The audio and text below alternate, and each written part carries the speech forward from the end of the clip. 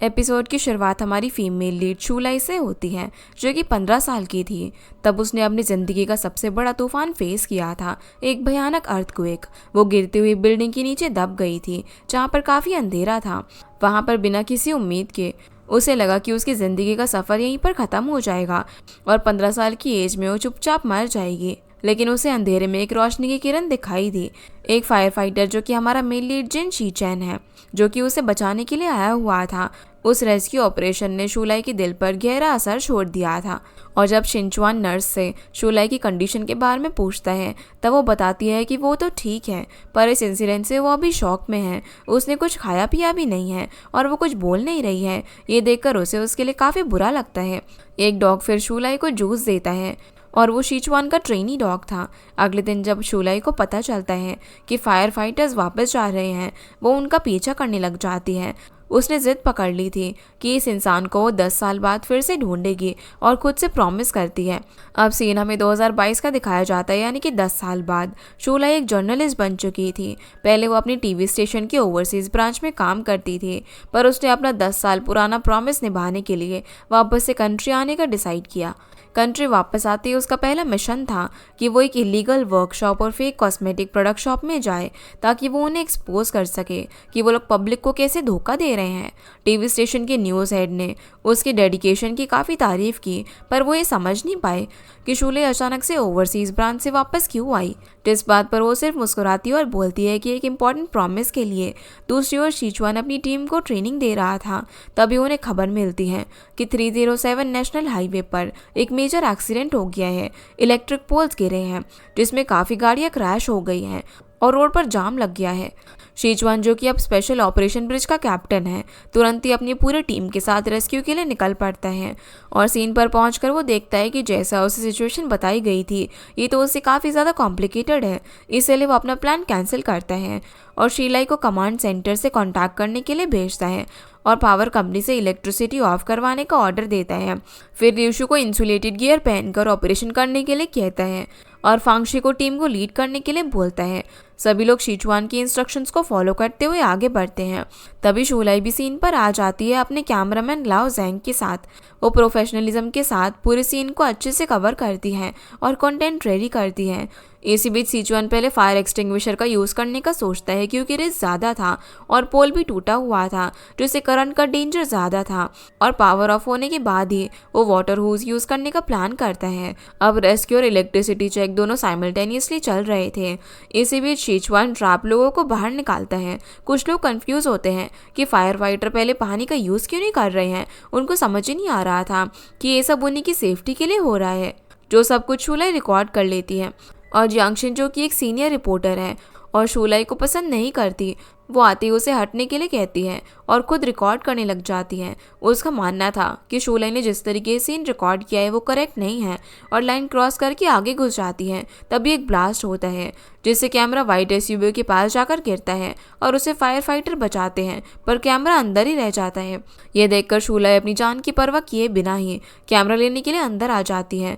ये देखकर शीचुआन flame proof cloth लेकर उसे बचाने के लिए जाता है। तभी वहाँ पर ब्लास्ट हो जाता है, लेकिन दोनों बच जाते हैं और शीचुआन को लगता है कि शूलाई एक इर्रिस्पॉन्सिबल रिपोर्टर है। पर शीचुआन को देखकर तो शूलाई को याद आता है कि ये तो वही है जिसे वो ढूंढ रही थी। पर शीचुआन को याद नहीं था कि शूलाई वही लड़की है जिसे उसने 10 साल पहले बचाया था। लेकिन शूलाई हार नहीं मानती और सोच लेती है कि वो उसे याद दिलाकर ही रहेगी। अगले दिन अब उस न्यूज़ को एडिट करके दिखाया जाता है और उसमें फायर फाइटर्स को बदनाम कर दिया गया था। ऑनलाइन बहुत ज़्यादा कंट्रोवर्सी हो जाती है। सीनियर रिपोर्टर्स जियांग तो यहाँ पर सारा ब्लेम शूलाई पर डालती है, पर शूलाई सबूत के साथ जियांग का एडिटेड वर्जन सभी के सामने दिखा देती है, जिससे कि उसकी बोलती बंद हो जाती है। पर फिर भी शूलाई पूरी रिस्पॉन्सिबिलिटी लेने के लिए तैयार थी और टीम लीडर से बोलती है कि वो सबको फायर फाइटर की असली कहानी दिखाएगी, जिससे लोगों को फायर फाइटर्स को देखने का नज़रिया भी बदलेगा और हमारे टीवी स्टेशन का नाम भी होगा। टीम लीडर को उसका आइडिया पसंद आता है और उसे चांस देता है, पर कंडीशन होती है कि रिपोर्ट यूनिक होनी चाहिए। जियांग तो यहाँ पर अपने एक्सपीरियंस के घमंड में न्यू इंटर्न जाओ को नीचे दिखाती है। उसी वक्त शूलाई को एक कैमरामैन की ज़रूरत होती है तो वो जाओ को ही अपने साथ कर लेती है। शाम को फिर शूलाई के चाइल्डहुड फ्रेंड्स हुआयान और हानफेंग उसको टीवी स्टेशन से पिक करने के लिए आते हैं। तीनों अब साथ में रेलवे स्टेशन के पास वाले रेस्टोरेंट में जाते हैं। ये तीनों बचपन से ही साथ में बड़े हुए थे तो उनका कनेक्शन डीप होता है। हुआ एक सक्सेसफुल बिजनेसमैन है और फांग थोड़ा फ्लर्ट टाइप ही पर्सन है। हुआ के दिल में शूलाई के लिए फीलिंग्स होती हैं लेकिन वो तो उसे सिर्फ एक दोस्त की नज़रिए से ही देखती है। उन्हें भी पता होता है कि शूलाई 10 साल से उस पर्सन को पसंद करती है जिसने उसे रेस्क्यू किया था। उसी को ढूंढने के लिए वो कंट्री में वापस आई है। शूलाई अब घर जाते वक्त अपनी डॉग को वॉक पर ले जाने की बात करती है। फांग बोलता है कि तुम्हारे लिए अपने फ्रेंड से ज़्यादा इंपॉर्टेंट डॉग है तो वह उसे ड्रॉप करने की बात करता है। अब शूलाई के घर जाने के बाद फांग वहाँ से पूछता है कि वो उसे कब कन्फेस करेगा, कभी बहुत देर ना हो जाए। हुआ को पता है कि शूलाई शीजुआन को पसंद करती है पर उसे लगता है कि 10 साल बाद उसे ढूंढना और उसके दिल में अपने लिए जगह बनाना नामुमकिन है। इसके बाद हम शूलाई को देखते हैं जो कि जर्नलिस्ट होने के नाते स्पेशल ऑपरेशन डिपार्टमेंट में एंटर हो जाती हैं लेकिन शीजुआन उसे अभी भी पहचानता नहीं है। उसकी नज़र में वो सिर्फ एक रिपोर्टर है जिसने की गलत रिपोर्ट पब्लिश करके पब्लिक के सामने उनकी इमेज खराब की है। बाकी फायर फाइटर्स भी उस पर गुस्सा होते हैं और उसके इंटरव्यू के लिए कोऑपरेट नहीं करते। जिसके बाद हम देखते हैं कि शीजुआन को उसके कमिश्नर ऑर्डर देते हैं कि वो चाहे या फिर ना चाहे उन्हें वाई टीवी स्टेशन की इंटरव्यू में कोऑपरेट करना ही होगा। इस पर शीजुआन मान जाता है पर सभी को देखकर लग रहा था कि वो इस ऑर्डर से खुश नहीं है और कोई भी शूलाई के साथ कोऑपरेट करेगा। शूलाई फिर कमिश्नर से बात करती है। फायर डिपार्टमेंट में इतने साल बिताने के बाद कमिश्नर लोगों के फायर फाइटर्स के लिए मिसअंडरस्टैंडिंग से काफ़ी फेमिलियर थे लेकिन पहली बार देखा है कि कोई रिपोर्टर फायर फाइटर्स की रेपुटेशन डिफेंड करने के लिए एक्टिवली स्टैंड ले रहा है। उसने शूलाई को वार्न किया कि शीजुआन एक टफ पर्सन है, वो अपने प्रिंसिपल से कभी भी कॉम्प्रोमाइज़ नहीं करता और उसको मनाने में मुश्किल होगी। पर शूलाई फुल कॉन्फिडेंट होती है। उसे पहले ही पता था कि उसके लिए ये इंटरव्यू आसान नहीं होगा पर उसने अपनी पूरी कोशिश की लेकिन फिर भी इंटरव्यू स्मूथली नहीं चला। सभी फायर फाइटर्स ने उसके इंटरव्यू को रिफ्यूज़ कर दिया और जाओ एक भी प्रॉपर फ्रंटल शॉट कैप्चर नहीं कर पाया। शूलाई का एक प्रिंसिपल है कि पहले लीडर को मनाओ तो बाकी सब बाद में खुद ही रेडी हो जाएंगे। अगर उसने शीजुआन को ही कन्विंस कर लिया तो सब आसानी से रेडी हो जाएंगे। आज फिर शूलाई वहीं फायर स्टेशन में ही रुकती है पर दूसरे दिन शूलाई और जाओ लेट पहुंचते हैं और कैंटीन का खाना ख़त्म हो जाता है। वहाँ पर एक ही बन बचा हुआ था जो कि शूलाई ने जाओ को दे दिया और खुद बिना हेजिटेट किए शीजुआन की प्लेट से खाना उठाकर खाना शुरू कर देती है। शीजुआन ने कभी भी ऐसी लड़की नहीं देखी थी तो उसने अपनी प्लेट उसकी तरफ कर दी और वहाँ से जाने लगता है। तब शूलाई उसे बोलती है कि अगर तुम इंटरव्यू देने के लिए रेडी नहीं हो तो मैं डेली तुम्हें फॉलो करूँगी और ऐसे ही तुम्हारी प्लेट शेयर करूँगी। जो सुनकर वो इंटरव्यू के लिए हाँ कर देता है पर शूलाई के क्वेश्चन सीरियस नहीं थे। उनमें ज़्यादातर उसकी पर्सनल लाइफ के क्वेश्चन होते हैं जैसे कि वो उसकी प्राइवेट लाइफ में घुसने की कोशिश कर रही हो। शीजुआन ने तुरंत नोटिस किया और जवाब देना बंद कर देता है। तभी वहाँ पर अलार्म बेल बज जाती है। इसलिए अब शीजुआन को अपनी टीम के साथ ड्यूटी पर निकलना पड़ता है। फांगशी फायर स्टेशन में रुका हुआ था और शूलाई के कुछ क्वेश्चंस का जवाब देता है। उसने बताया कि फायर फाइटर सिर्फ रेस्क्यू मिशन के लिए नहीं होते बल्कि हर उस जगह पर जाते हैं जहाँ पर लोगों को मदद की ज़रूरत होती है, चाहे किसी को मधुमक्खी ने काट लिया हो या फिर रिंग हाथ से ना निकल रही हो। अब बीहाइव निकालते वक्त शूलाई ने अपना कैमरा उठाया और क्लोजअप शूट करने के लिए चली गई। फुटेज तो उसे मिल गई थी लेकिन उसके फॉरहेड पर भी स्टिंग हो गया था। ये देखकर शीजुआन उसके फेस से बी को हटा देता है और शूलाई के लिए दिन काफ़ी अच्छा था। वो काफ़ी खुश होती है। जाते वक्त उसने सभी को बाई भी किया चाहे किसी ने रिस्पॉन्स दिया हो या फिर नहीं। शीजुआन ने उसे एक ऑइंटमेंट दिया उसके स्क्रैच के लिए और कहा कि कल यहाँ पर मत आना। रात को फिर शूलाई फांग के साथ कॉफ़ी पीती है और जाते वक्त हुआ से मिलती है। फांग ने अब यहाँ पर स्मार्टली उन दोनों के लिए एक प्राइवेट मोमेंट बनाया और निकल जाता है। जिसके बाद हुआ शूलाई को घर ड्रॉप करता है। अगले दिन अब सभी को लगता है कि शूलाई वापस नहीं आएगी लेकिन एक सोशल रेस्क्यू को निकलने से पहले ही शूलाई और जाओ सभी के सामने आ जाते हैं जहाँ पर सभी लोग उसे देखकर शॉक थे। इस बार उन्हें एक बूढ़े आदमी को रेस्क्यू करना था जिसने कि अपने सर पर मुर्गी को पकड़ने के चक्कर में एक आयरन फ्रेम में फंसा लिया था। फायर फाइटर्स ने उस आयरन फ्रेम को कट करके उसे बाहर निकाला पर उन्हें अपनी मुर्गियों की चिंता थी और वो हॉस्पिटल जाने से मना कर रहे थे। शीजुआन ने उन्हें भरोसा दिलाया कि वो हॉस्पिटल जाएं और मुर्गियों को वो लोग संभाल लेंगे। ये देखकर शूलाई इस सीन को भी जाओ से कैमरा में कैप्चर करने के लिए बोलती हैं और खुद भी उनकी मदद करने लग गई हैं। एक मुर्गी तो छोटी सी जगह में अटकी हुई थी, जिसे कि शूलाई ने अपने पतले हाथों से निकाल लिया। शीचुआन इस चीज के लिए उसे थैंक्स कहता है। जिस बीच मौका देखकर शूलाई उसका फोन उठाकर उसमें अपना नंबर सेव कर लेती है और खुद को भी एक मिस कॉल कर लेती है, जिससे कि उसे शीचुआन का नंबर मिल जाता है और वो काफ़ी खुश होती है। सभी को फील होता है कि शूलाई शीचुआन को पक्का पसंद करती है। फिर वापस आते ही शूलाई को एक कॉल आता है और उसे मीटिंग के लिए स्टेशन वापस बुलाया गया था, लेकिन उसकी हालत सही नहीं थी, उसके कपड़े भी क्लीन नहीं थे, तो वो डायरेक्टली स्टेशन नहीं जा सकती थी। तब उसे एक आइडिया आता है। अब जब सभी टीम मेंबर्स कैंटीन में खाना खाने के लिए गए थे तो वो चुपके से शावर रूम में चली जाती है और जू को बाहर नजर रखने के लिए खड़ा कर देती है, लेकिन बीच में ही जू के पेट में दर्द होने लग जाता है और वो रेस्टरूम चला गया था। तभी शीचुआन शावर रूम में चला जाता है। अब शूलाई चुपके से निकलने की कोशिश करती है, लेकिन शीचुआन उसे देख लेता है। थोड़ी देर बाद और दो मेंबर्स भी आ जाते हैं तो शीचुआन जल्दी से शूलाई को अंदर खींच लेता है। दोनों इस मोमेंट में काफ़ी ज़्यादा क्लोज थे और तब तक अंदर ही रहते हैं जब तक टीम मेंबर्स चले नहीं जाते। शूलाई के लिए शीचुआन के साथ ये पहला क्लोज एनकाउंटर था, जिससे वो काफ़ी ज़्यादा खुश होती है। फिर मीटिंग में शूलाई ने देखा कि टीम लीडर को सभी के टॉपिक्स पसंद नहीं आए, लेकिन जब शूलाई ने अपना आइडिया दिखाया तो सभी लोग काफ़ी इम्प्रेस हो गए। टीम लीडर को भी उसका आइडिया पसंद आता है और वो इसे अप्रूव कर देता है। जियांग को ये देखकर काफ़ी जेलसी होती है और उसने शूलाई को कमेंट भी मारा, पर शूलाई भी यहाँ पर उसे कैजुअली टॉन्ट कर देती है। अब जब शूलाई के पास शीचुआन का नंबर था तो वो उसे अपने फ्री टाइम में मैसेज भेजने लग जाती हैं। पहले तो वो कैजुअली मैसेज देखता है, पर जब फांगशी आसपास होता है तो वो उन्हें इग्नोर कर देता है। लेकिन अब तक फांगशी और दूसरे टीम मेंबर्स की सोच शूलाई को लेकर चेंज हो गई थी। किसी को नहीं लग रहा था कि वो इतने दिनों तक उनके साथ रुकेगी और फुल एनर्जी के साथ काम कर पाएगी, पर उसने सभी लोगों को गलत साबित कर दिया। जिसके बाद हम देखते हैं कि शूलाई फायर फाइटर्स पे अपनी स्पेशल रिपोर्ट पोस्ट करती है, जो कि अगले दिन सबसे हाई रैंकिंग पर जाती है और काफ़ी पॉपुलर हो जाती है। इस टॉपिक ने सोशल मीडिया पर ज़बरदस्त अटेंशन ग्रैब कर लिया था। फांगशी सभी को न्यूज़ दिखाता है, पर सभी लोग बोलते हैं कि वो अभी भी शूलाई को माफ़ नहीं करेंगे, पर अंदर ही अंदर उनका ओपिनियन उसके लिए बदल चुका था। शीचुआन भी वो पोस्ट देखकर काफ़ी शॉक हो गया था, क्योंकि उसमें 10 साल पहले का इंसिडेंट भी शामिल था। शीचुआन को समझ नहीं आ रहा था कि शूलाई को उसकी 10 साल पहले वाली बात कहाँ से पता चली। तभी उसे कमिश्नर बुलाता है और उसे एक ब्लाइंड डेट पर जाने का ऑर्डर देता है, क्योंकि वो उसे अपनी फैमिली मानता था। लेकिन शीचुआन को डेटिंग में कोई भी इंटरेस्ट नहीं था, लेकिन ड्यूटी थी तो उसे मानना ही पड़ता है।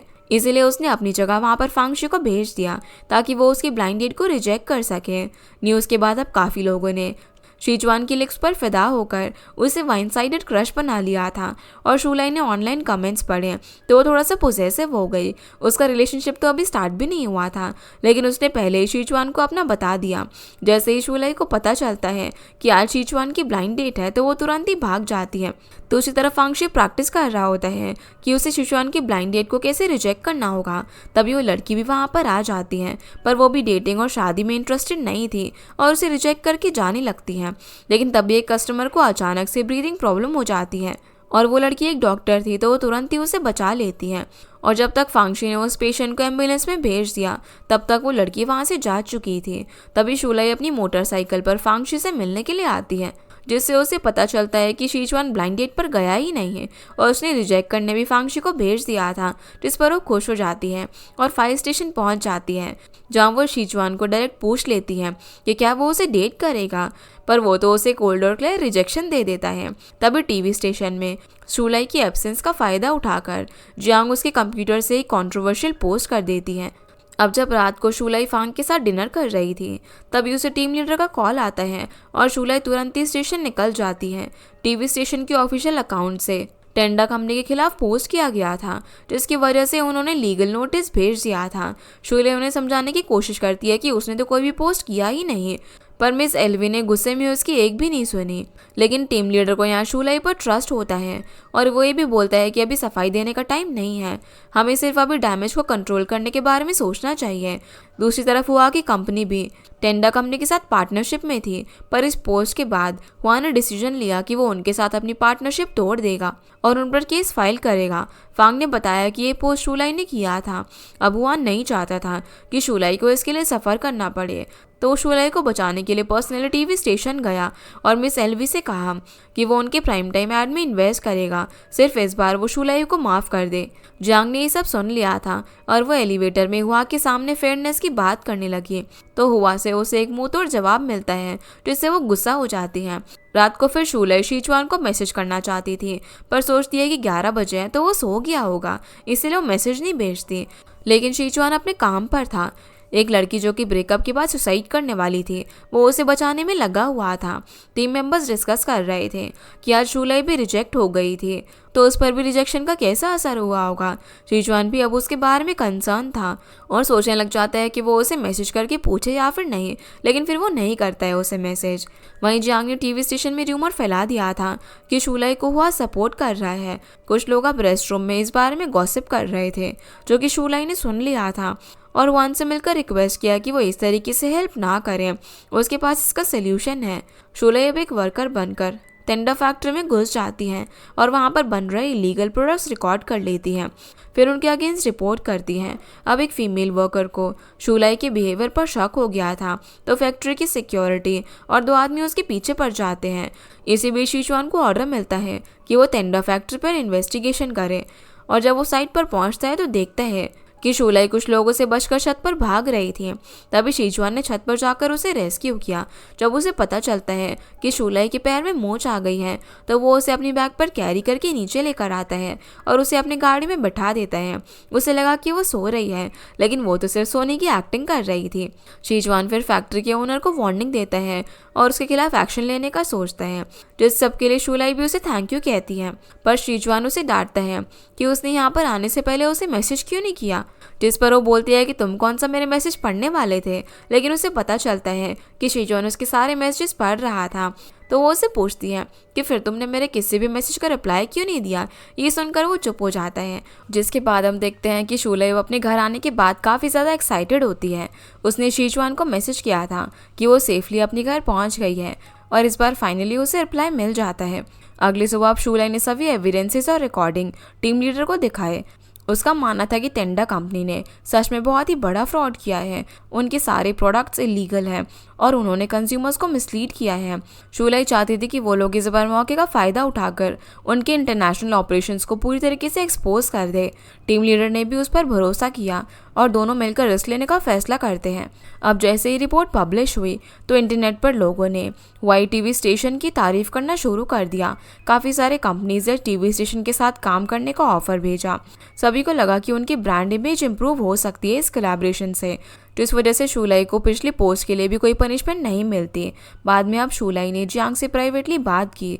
उसने सीसीटीवी फुटेज चेक कर लिया था, जिससे उसे पता चल गया कि ये सब जियांग का किया हुआ था।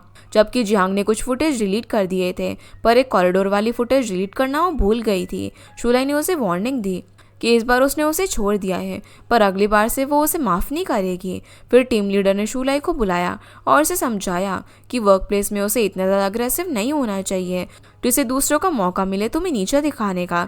जो बात वो अच्छे से समझ जाती है और उसे याद दिलाने के लिए थैंक्स करती है। अब आज ही के दिन फायर स्टेशन का ओपन डे था, मतलब कि आज वहाँ पर कोई भी आ सकता था और वो बच्चों के लिए फ़नी परफॉर्मेंस देकर उन्हें खुश कर रहे थे, जिसके लिए शुलाई ने टीम लीडर से उन पर एक एक्सटर्नल असाइनमेंट रेडी करने की परमिशन ले ली थी। वहीं पर वो लड़की जिससे पिछली बार शीचुआन ने बचाया था वो भी आई थी उससे मिलने के लिए, जिसे देखकर क्लियर पता चलता है कि वो शीचुआन के लिए फीलिंग डेवलप कर रही थी। अब जैसे ही फांगशी ने देखा तो उसे तुरंत शुलाई को फ़ोन करके बता देता है। शुलाई बिना टाइम वेस्ट किए ही फायर स्टेशन पहुंच जाती है और उस लड़की का प्यारा मोमेंट ख़राब कर देती है। वो उसे बोलती है कि वो शीचुआन की फ्यूचर फैमिली मेम्बर है, फिर उसे बाहर ले जाकर लाइफ की इंपॉर्टेंस समझाती है। तभी शीचुआन उसके पास आता है और बोलता है कि तुम बातें काफ़ी अच्छी बना लेती हो, पर शुलाई ने उसकी बात को इग्नोर किया और उसके हाथ में अपनी हेयर पिन पहना दी। फिर से उसे खुद को डेट करने के लिए कहा, पर वो उसे फिर मना करके चला जाता है। इस मोमेंट से शीचुआन को अपने पुराने दोस्त फांग हुआई और उसका डॉग जिसका नाम विंड था वो याद आ जाता है, जिसके साथ उसका बहुत ही ज़्यादा डीप बॉन्ड था। हुआई अब मर चुका था और उसके डॉग ने भी एक रेस्क्यू मिशन में अपनी जान गंवा दी थी। यही सैड मोमेंट है जो कि शीचुआन कभी भूल नहीं पाया। अगले दिन फिर शीचुआन ग्राउंड में वर्कआउट कर रहा था, तभी उसे ओल्ड पान का फोन आता है जो उसे मिलने के लिए बुलाता है। वो बेस पर पहुंच गया था जहाँ उसने देखा कि शूला एक डॉग को ट्रेन कर रही थी जो कि उसके डॉग की तरह था। ओल्ड पान ने बताया कि शूला एक इंटरनेशनल डॉग ट्रेनर है जो कि पहले भी वहाँ पर ट्रेनिंग कर चुकी है। उसने डॉग ट्रेनिंग कंपटीशन में अवार्ड्स भी जीते हैं। जब शीचुआन ने उसके डॉग को ट्रेनिंग करते हुए देखा तो उसे अपने पुराने दिन याद आ गए। फिर शूला ने अपने डॉग को वॉलेट दिया और दूर से फ़ोन में से उन्हें देखने लगे। जब शीचुआन ने उसके वॉलेट में अपनी डॉग की फ़ोटो देखी तब उसे याद आता है कि शूलाई वही लड़की है जिसे उसने 10 साल पहले अर्थक्वेक में बचाया था। पर शीचुआन ने क्लियरली बोला कि उसके 10 साल बाद मिलने का प्रॉमिस सिर्फ इसीलिए था कि वो हेल्दी और खुश रहे। उसके दिल में उसके लिए कोई भी फीलिंग्स नहीं थी। पर शूलाई ने उसकी शर्ट पकड़कर बोला कि मैं तुमसे सच में प्यार करती हूँ, ये सिर्फ अट्रैक्शन नहीं है। वो उससे पूछती है कि क्या भी वो उसे पसंद करेगा, क्या उसका कोई चांस है, जिस पर वो उसे मना कर देता है और चला जाता है। पर उसके दिल में ज़रूर उसकी इस हरकत से हलचल हुई थी, चाहे उसने बाहर से कुछ भी ना दिखाया हो। अब रात को शूलाई फांग के साथ ड्रिंक कर रही थी, तभी उसे एक इमरजेंसी न्यूज़ कवर करने के लिए जाना पड़ता है।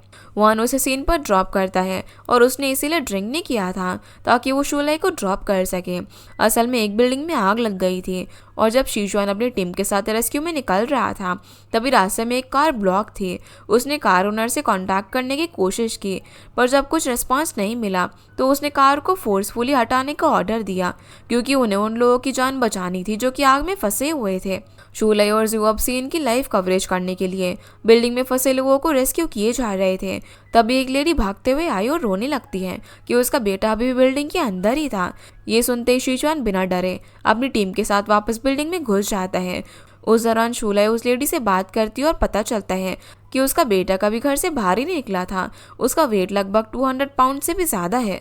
इधर शीचुआन को वो लड़का मिल गया था। उसने अपनी टीम को बोला कि पहले उस लड़के को बाहर ले जाओ और खुद अंदर चेक करने लगा कि कोई वहाँ पर रह तो नहीं गया है।